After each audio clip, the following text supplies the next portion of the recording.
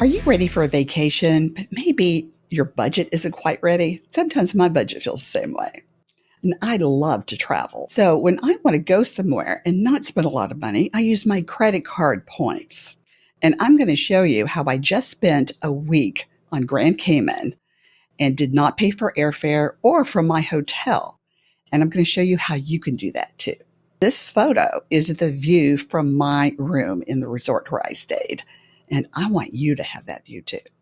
Coming up, I'm going to show you how I did it, how you could do it, and how you can really maximize credit card rewards in just your everyday expenses.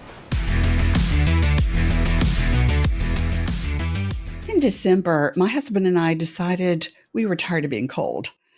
Now, I live in a suburb of Atlanta, so I know I have no right to complain. I know many of you probably live in really cold places, but it was cold for me. I wanted to go to the Caribbean for a week and go snorkeling every day and preferably not even pay for it. And so I was able to use credit card points to do this. I did some research and discovered that flying on Delta, which is our preferred airline because we can often fly nonstop, it was going to be $1,600. And I thought, God, that's ridiculous. I don't want to pay that. But I had a lot of reward points that I had earned on my Chase Sapphire Preferred. Normally, as with most travel rewards cards, you're going to get 1 penny. That's kind of a standard. But then there are ways with most rewards cards where you can get an increase in point value, depending on categories or if you book a certain way. So it was going to cost me 160,000 points for those tickets that were going to cost $1,600. And so I used my points. I paid zero. Not only that, because I booked it through the Chase Rewards travel portal, I was able to get a point value increase up to 1.25 instead of just 1 cent. And that saved me a lot of points. I only had to use 128,000. What I have left over, I can use towards another trip. Now, I mentioned hotel earlier. I didn't pay for that. I could have used the remainder of my points for hotels, and you can also book those through the travel portal. But I didn't need to do that because we have a timeshare in Maui, and we decided to see if we could do a trade, and it works. So I had a beautiful room and a great resort on Grand Cayman, didn't have to pay for it, but I could have used rewards points if I had needed to do that. So we basically just ended up paying for our meals. And I will say, though, at these resorts, there's always a resort fee. So be sure you put that into your budget. Coming up next, I'm going to talk about how to transfer points if that's what you want to do. I mentioned that we like to travel on Delta. The reason is because Delta has a hub at Hartsfield, the Atlanta airport. So we get to travel nonstop to many places in the world. One thing I want you to be aware of if you do start using rewards points for travel is that most of these credit cards and travel rewards programs have transfer partners. In my case, I looked at the transfer partners for Chase Sapphire Preferred and realized that Delta was not among their partners. But I was able to still book via the portal so I could get an increase of point value and book directly with Delta that way. So that's an option for you if you've got a credit card and the airline you want to fly on isn't listed in their transfer partner list.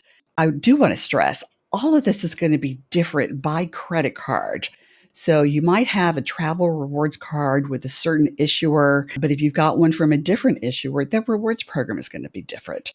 Sometimes the rewards programs are different within the same lender because you'll have cards, for instance, Chase Sapphire Preferred, but you've also got a Chase Sapphire Reserved, which has higher point values and different rewards. So be sure you understand what your card's rewards program is so that you can really take advantage of that. Next up, I'm going to show you how I earned so many rewards and how you can too. Most travel rewards credit cards have really excellent sign up bonuses. When you get one of these credit cards, if they have a bonus, you will have to spend a certain amount within about 3 months, usually, to earn the points or the miles. For an example, right now, Capital One has a Venture Rewards credit card and they offer 75,000 points as a bonus. You have to spend $4,000 within the next 3 months using that card. Now, you might think, $4,000. Well, if you use it on things you would spend money on anyway, you will be shocked at how fast you will spend 4 grand in the next 3 months, especially if you have a family. So keep that in mind. You can really get a head start with these sign up bonuses.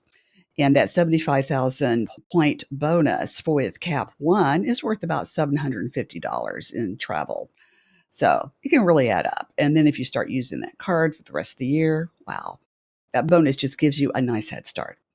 Another thing that I do, and I've been doing this for years, is I use credit cards strategically.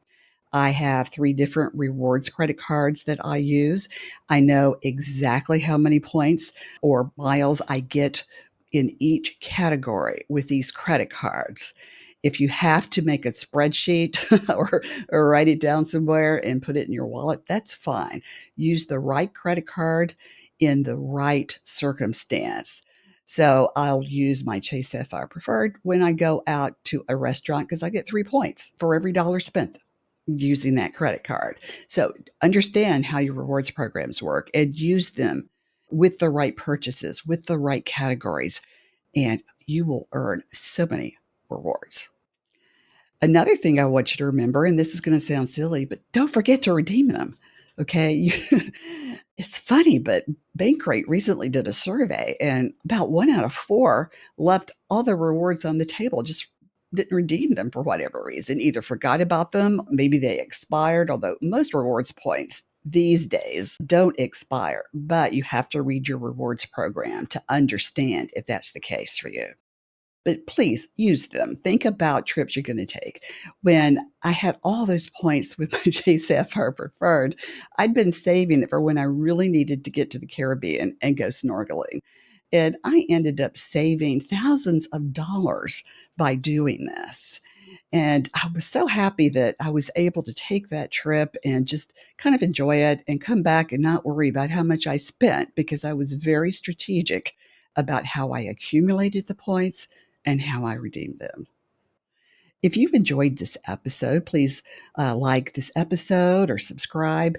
And the topic of credit card rewards is very complicated and it's huge. I could talk about these for hours. If there's something that you would like to know about credit card rewards, if there's an episode you'd like to see or hear me explain something that has happened with you, please leave me a comment. I will respond. So thank you so much for joining me here today. I loved talking to you about credit card rewards, and I hope you can earn some rewards and take a fabulous trip. I'll see you next time.